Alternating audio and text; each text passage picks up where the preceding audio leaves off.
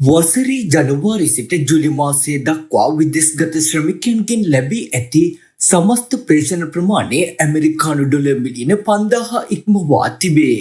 මහා බැංකුව විසින් නිකුත් කර ඇති වාර්තාවකට අනුව වසරේ එම කාලය තුළ වාර්තා වී ඇති සමස්ත විදෙස් ප්‍රේෂණ ප්‍රමාණය ඇමරිකානු ඩොලර් මිලියන 5382.4ක් වේ.